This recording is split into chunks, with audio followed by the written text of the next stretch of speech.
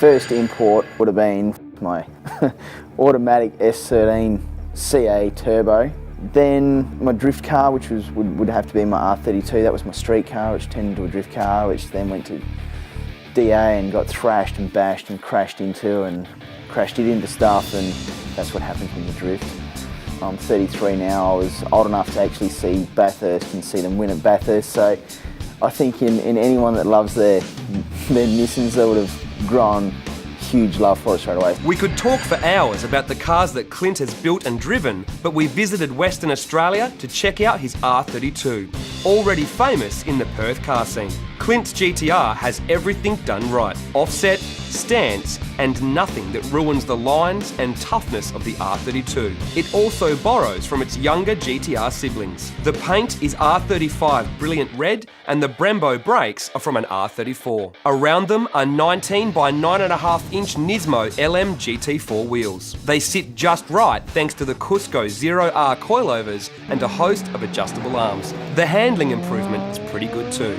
Inside, an R34 also donated its front seats, adding a more modern feel, along with the Momo steering wheel and Alpine head unit, while some Defi gauges give some extra information on what the engine is up to. But one of the main things that allows this car to leave an impression is the power and the sound. Oh, the sound.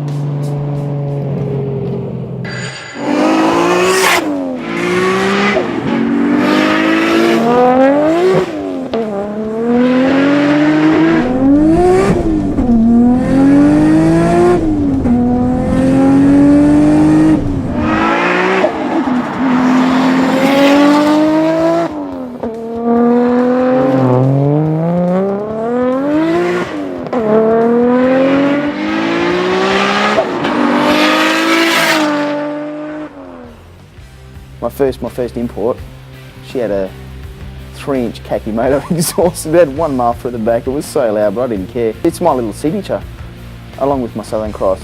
They're my little signatures, so I always do those air intakes. Even with all my experience, I could say I've got enough experience in building cars, it still tested me. The first engine didn't last that long after motivation at the start of this year, and being the fact that was for me a $10,000 weekend with 2 engines going in my cars, just being 40+ degrees, it just hurt me so much.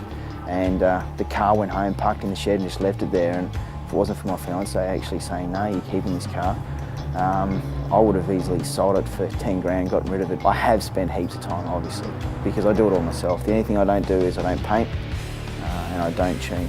The legendary RB26 engine has been rebuilt, and some HKS camshafts help it breathe more efficiently. The power and the sound comes courtesy of a Garrett GT35 Turbo, sitting on a 6-boost manifold, running 1.2 bar, thanks to a TurboSmart external wastegate. It sucks through one of Clint's sought-after 4 into 6-inch intake pipes and dumps into a 90mm Kakamoto exhaust system. Only the best for Clint's car, with a Blitz intercooler, Koyo radiator, Greddy oil cooler, Sard rail with 850cc injectors, split-fire coil packs, and a Vipec ECU. Clint fabricated the cooler piping, and there is plenty of custom braided lines and AN fittings around the place.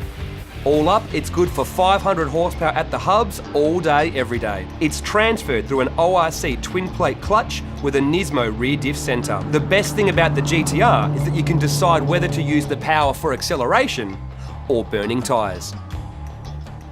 I had heated moments when I first built this car when people said, oh, so when are you selling this one? You don't build your dream car and sell it.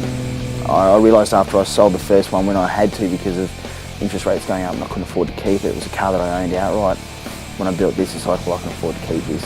And I don't think my kids are having it. I'll be still driving it then.